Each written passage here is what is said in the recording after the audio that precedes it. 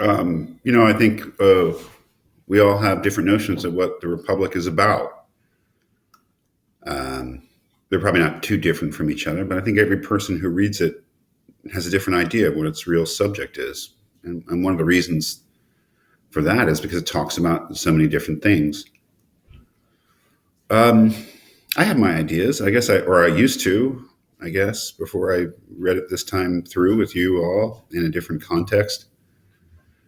But I guess there's certain things about it that are undeniably there, certain priorities that Socrates has, which are simply the things that he says that he's doing. He can be very explicit about what he's doing, and he reminds us of what he's doing because it does get far afield from the original questions that are raised in books 1 and 2. Uh, it almost has to remind us that I'm getting there. I'm trying to build an argument here that may take us pretty far from where we started, but it is all for the sake of one thing, and I think that that's true. I think that um, essentially the book, the central question of the book is how one should live, and more specifically, whether one is better off being just or unjust in life. That we probably should never, I think, when we're reading Plato's Republic, we should never let that question stray too far from our minds, because in one way or another, at least in my preferred reading of the book, which doesn't have to be yours, but everything should relate to that directly or indirectly. And I think when we look at Book 4 of the Republic, we finally get a notion of what Socrates' way of answering that really is. That is, why has he really built this city? This crazy city. And you know what? A city that is a terrible idea.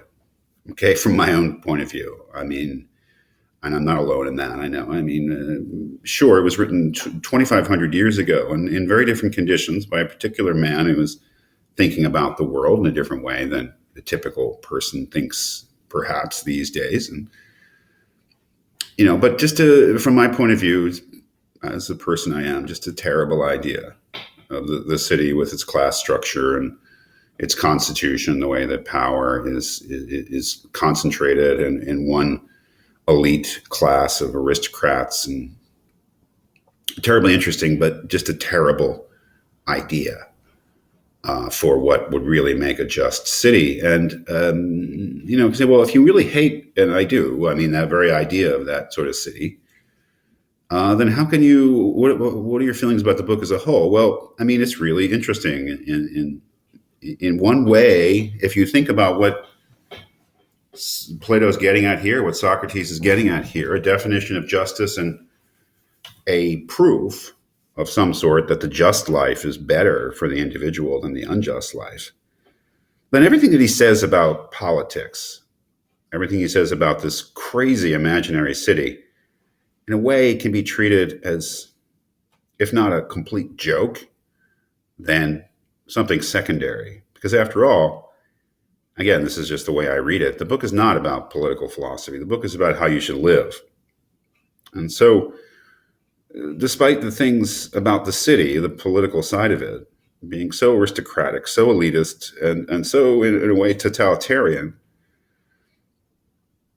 even if you notice those things and really are offended by those things, you can set them aside as secondary. Because after all, the book is not trying to, primarily be a book about how society should be ordered. As we find out, that was all for the purpose of determining how the human individual self internally should be ordered. And as we find, the whole structure, the constitution of the city, was for the sake of establishing a way of imagining the constitution of the individual self, I think. And there's a really crucial passage in Book 4 when Socrates really lays this out for us. what does justice mean in the city? What does justice mean within the self? And perhaps that's the hardest uh, conceptually the thing, because we think of justice as something that happens between people, between individuals, and has to do with the way that individuals treat each other fairly, with equity. But justice turns out, as a virtue, as a personal characteristic, to be something quite different. It's not about the way we treat each other primarily. It's about the way we treat ourselves, which is the paradoxical thing. If the self is composed of parts, and if those parts are like the parts of the city that he's described, then justice within the self is what's important. That is, to be a just person is not so much reflected in the way that you treat other people. Of course, it will determine how you treat other people, but justice is reflected in your internal ordering of your different parts or aspects of being a human being. The three parts of the self that correspond to the three parts of the city, the way that the rational, intellectual part of us is meant to correspond to the gold class, the guardians, the way that the spirited part of us, our will, is meant to correspond to the auxiliary or silver class of people, and the way that our desires, especially our physical needs and desires, are meant to correspond to the so-called bronze class of people, the money makers or profit seekers, or ordinary people, so-called inferior people of the Republic. Those three parts of the self and the way that they're supposed to be ordered seems to me that what Socrates has been aiming at the whole time. And if we look, for instance, on page 132 of our edition, we get a pretty good notion of it. And again, justice not as something that happens in society primarily, between people, justice as a virtue that someone can have internally, or because of the internal structure or balance or harmony of the self, which is really not a balance or harmony at all. You might say the most important thing is the dominance of one part of myself, which is my reason, my rational, calculating part. He says this, and in truth, justice is, it seems, something of this sort. Yet, it is not concerned with someone's doing his own job on the outside. On the contrary, it is concerned with what is inside, with himself, really, and the things that are his own.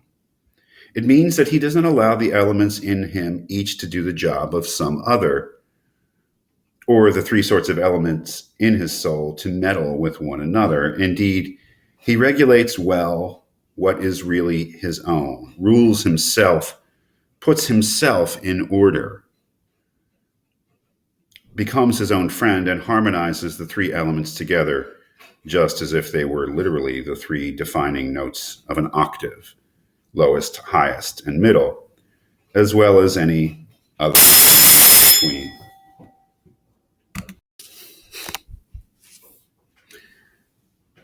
Sorry,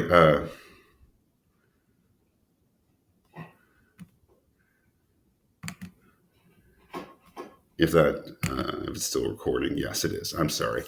Had a delivery. I think that's a very helpful little passage because it reminds us of what Socrates' larger aim is, which is to describe what it's like to be a just person, and then go on to try to establish that being that sort of person will make one happier, more fulfilled, and is more choice-worthy than being the unjust person.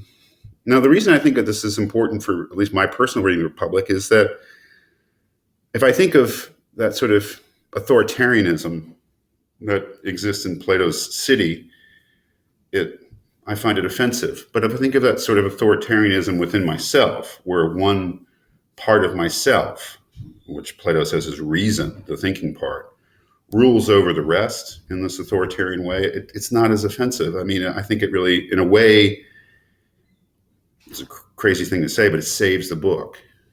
I mean, a book that politically we may be so much in disagreement with in terms of ethically, in terms of an internal structure or idea, is not so offensive.